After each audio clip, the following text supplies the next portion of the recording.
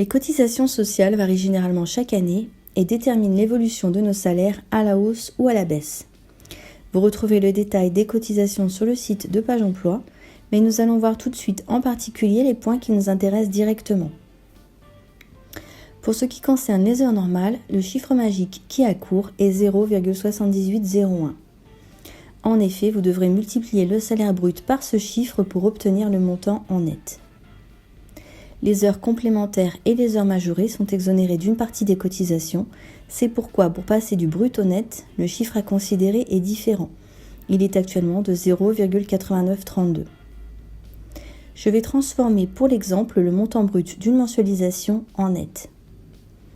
Pour un contrat de 50 heures par semaine en année complète, avec un tarif horaire de 4 € brut pour les heures normales et 4,50 € brut pour les heures majorées, nous allons calculer dans un premier temps le montant des heures normales, puis dans un second temps le montant des heures majorées. Je vous rappelle que les heures majorées sont les heures à partir de la 46e heure par semaine. Ici, nous trouvons 780 € brut pour les heures normales et 97,50 € brut pour les heures majorées. En additionnant les deux résultats, nous trouvons une mensualisation de 877,50 € brut. Nous allons maintenant convertir ces valeurs en net en les multipliant par les chiffres donnés juste avant, soit 0,7801 pour les heures normales et 0,8932 pour les heures majorées. Et nous trouvons, pour notre mensualisation de 877,50 € brut, un montant net de 695,565 €. Le SMIC horaire est de 10,25 € brut, soit 8 € net. À partir de cette valeur, nous pouvons déterminer le salaire horaire minimum légal de la profession puisqu'il est de 0,281 SMIC, soit 2,88 € brut ou 2,25 € net. Pour bénéficier du CMG, la rémunération brute de l'assistante maternelle ne doit pas dépasser un plafond journalier de référence de 5 fois la valeur du SMIC horaire brut, soit 51,25 € brut ou 39,98 € net. Attention, je vous rappelle que Page Emploi, dans son calcul de plafond journalier, ne prend pas en compte les jours réels d'accueil, mais le nombre de jours mensualisés. Je vous invite, si ce n'était pas clair, à visionner ma vidéo « Comprendre le plafond de Page Emploi ».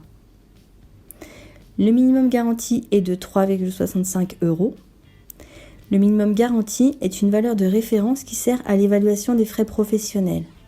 Il sert de base notamment pour déterminer le montant minimum légal des indemnités d'entretien. Il peut également, par exemple, être utilisé par les assistantes maternelles pour fixer le tarif des repas qu'elles préparent pour les enfants. Cela leur permet d'avoir une base de calcul qui évolue légèrement à la hausse à chaque nouveau contrat. Les indemnités d'entretien sont égales pour 9 heures d'accueil à 85% du minimum garanti, soit 3,11 €. Au-delà de 9 heures, le montant minimum des indemnités d'entretien doit être égal au nombre d'heures d'accueil multiplié par 0,3447. Pour les journées de moins de 8 heures, le minimum légal est de 2,65 € non proratisable. Le montant de prise en charge du salaire de l'assistante maternelle varie selon les revenus des familles et leur nombre d'enfants à charge. Les plafonds de ressources sont majorés pour les personnes qui élèvent seuls leur enfant et le remboursement est également majoré lorsqu'un des parents ou bien l'enfant confié est reconnu porteur de handicap.